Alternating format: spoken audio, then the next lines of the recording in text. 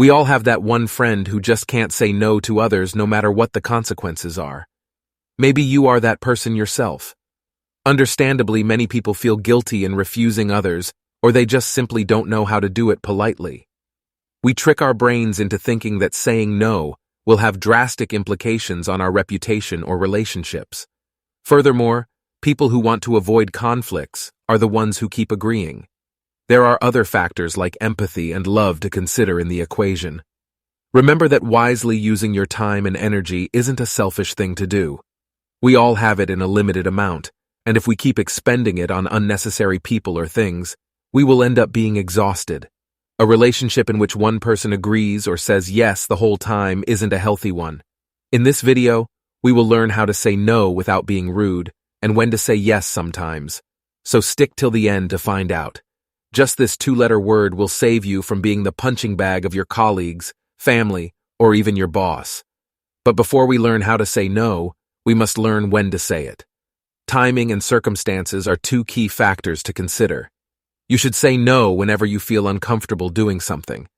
We all know our own limits, and those who cross it multiple times, even if they are your friends, should be stopped.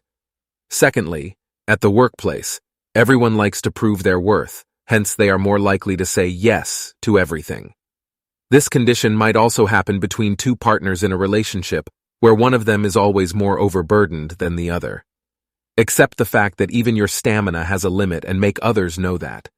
In a professional scenario, you can use phrases like, "Sadly, I have something going on," or "I'm afraid I can't," or "I'm sorry, I'm not able to fit this in."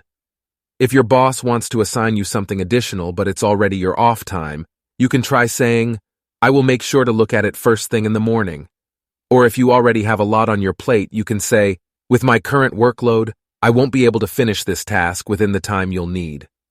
In the case of your loved ones like family, friends, or your spouse, you need to regard their feelings in the first place.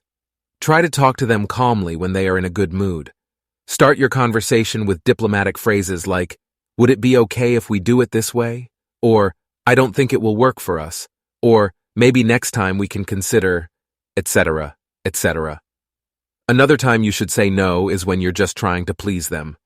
Now, this is conditional advice, meaning that being a people pleaser might be beneficial sometimes, but not at other times. In these cases, always see if you're gaining more than losing. There are times when we try so hard to please people who will never like us in any way. There's definitely no need to disregard your boundaries for such people because it's just a waste of time and effort. Lastly, say no to spending time around individuals with negative energy. These are the ones who will always criticize you, disregard your sensitivities, and blame you for everything wrong. You can politely refuse them by saying, "Thanks for thinking of me. However, I'm not able to," or, "Unfortunately, I already have plans. Maybe next time." Now that we discussed why and when to say no, let's talk about when to say yes.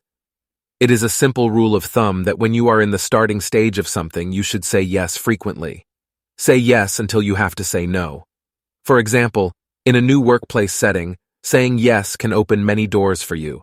However, when you're established already, you can then start to strategically refuse things.